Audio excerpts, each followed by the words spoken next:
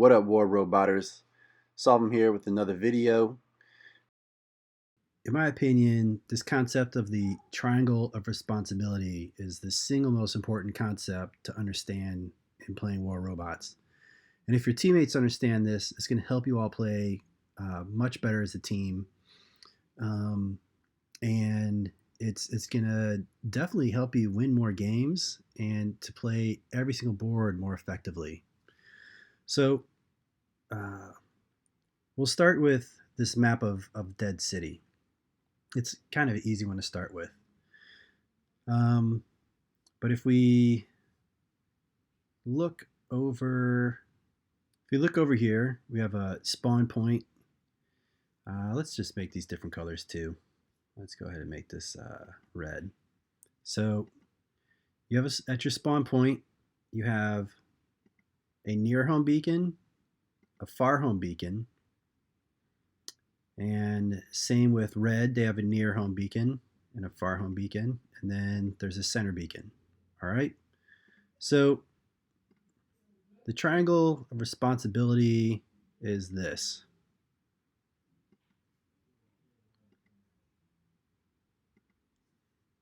All right, let's change the opacity on this so you can see it better. All right, so right there, your triangle responsibility in every game is to keep your near home beacon, your far home beacon, and center beacon all game. That's it. You do those three things, you hold those three beacons, and you win the game. Center beacon is going to be hard to hold all game because the red team is going to be trying to steal that as well. But the team that holds majority of the beacons all game is the one that wins.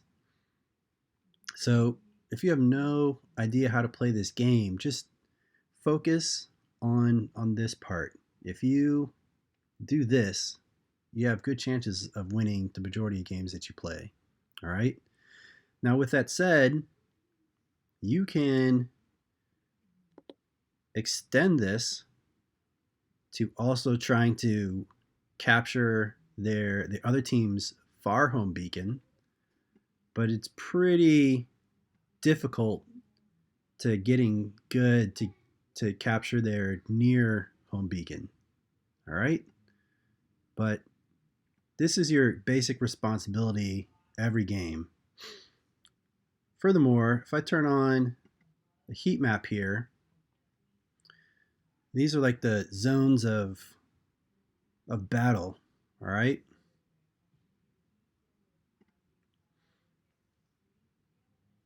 that you can see that the majority of this triangle is in the yellow and the orange zones. And these are kind of the safest ones for you to operate out of. So there's kind of no excuse for losing your beacons in these areas. If you're losing your beacons in your near and far home beacon, you're not playing well as a team, or you're playing against a really, really good team that's good at pushing you back and dividing your energies. All right, so that's Dead City. And the same triangle applies for the red team coming from the other side. All right, I already did a video on Yamantu, and you can check that out. But I'll explain this again over here. On Yamantu, your triangle of responsibility is right here.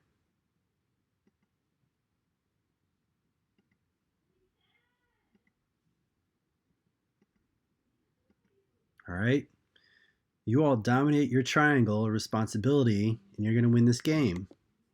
Furthermore, if you want to push beyond this triangle, come on, you can stretch it like this, all right, to pressure the other team's far home beacon. This is a much better strategy than ever trying to capture a team's near home beacon because it's so close to their spawn point. If the red team is meching out and they're down to like no players, you can definitely try to capture their near home beacon. But on Yamantu, you handle your triangle then you're going to win the game. Same applies to the other side of the map. All right. This is the worst map that I have here because I couldn't really find one online to go from. But on the canyons, if this is your spawn point, then we'll say that your triangle of responsibility is always your near home beacon, far home beacon, and center. All right. And even if you start at the other spawn point,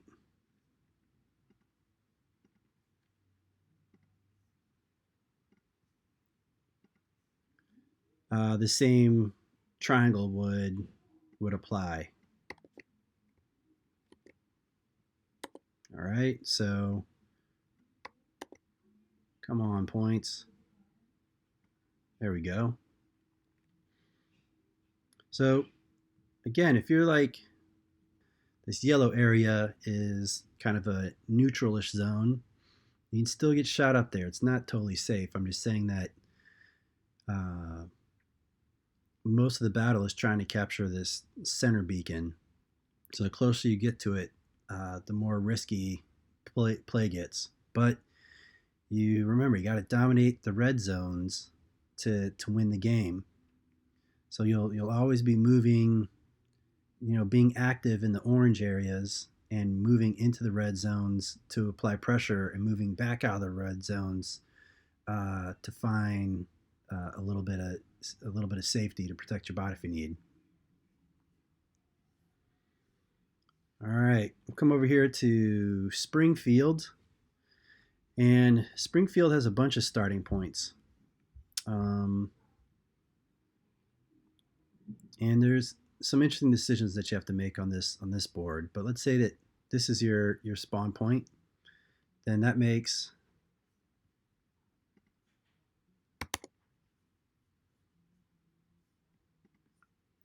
let's get on the right layer here. Then that makes from here to here to here.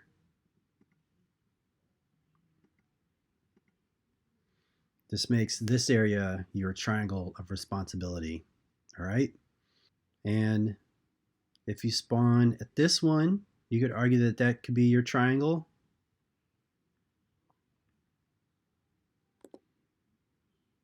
Or it might change a little bit. Maybe this will be your triangle, depending on how the other team plays. So from this spawn point, it's a little bit trickier which three you have to take. And if you're on the other side,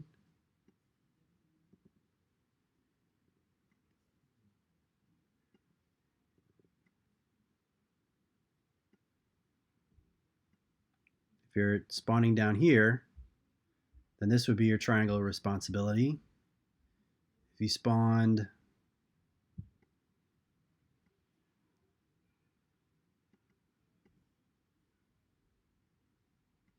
up in the hills, maybe this is your triangle of responsibility. But if everyone on the team understands what their triangle is, then everyone knows what to defend and where to play offense. All right. Let's do one more on this board. Let's say you spawn down here.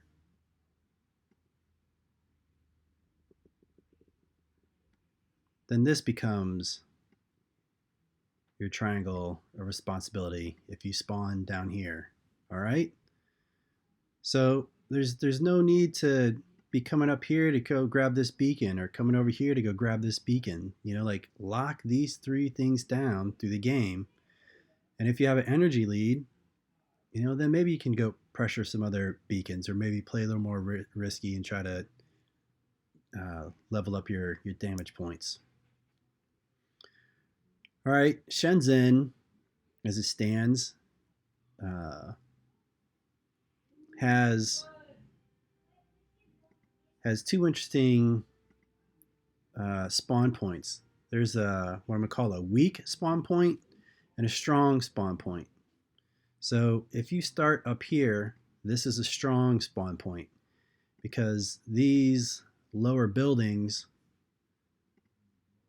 these buildings have two channels that you can get through to get to offense or fall back to defense really quick. And they're low, so if you have a Griffin, you can jump over them and start attacking or jump back to you on defense really quick. From the other side of the map, you can't get into the battlefield quickly, and you only have got one port here. There's a couple small ones on the side, but this is definitely the weaker spawn point. So I'll say this: that if you're starting from a strong spawn point, then you want to go on the offensive really quickly. Usually, you come around this corner and try to capture this beacon. If you're starting from the weak spawn point, you're going to want to be ready to play defense like right away, and you might even kind of pool some of your resources over here to be ready for that corner attack. But again, if this is where you start, your triangle of responsibility is this.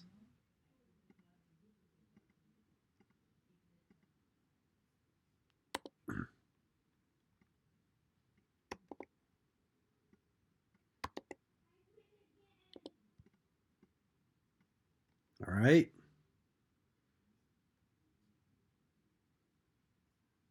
And if you're coming from the other side, and your triangle of responsibility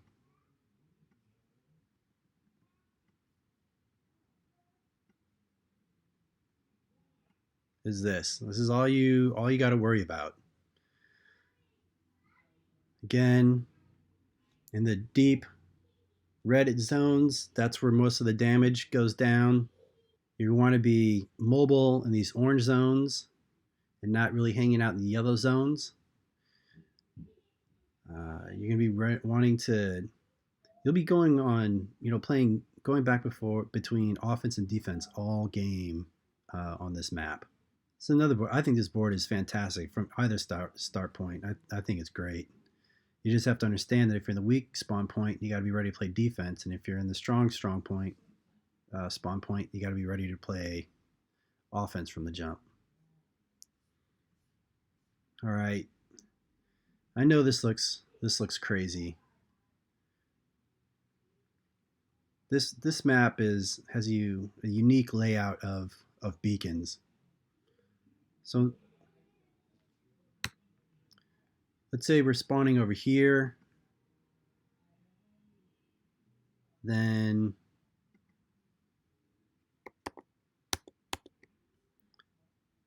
these would become your triangle of responsibility.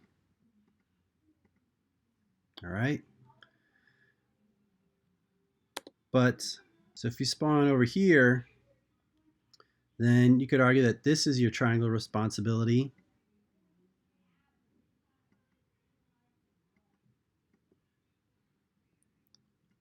Or maybe this could be your triangle of responsibility.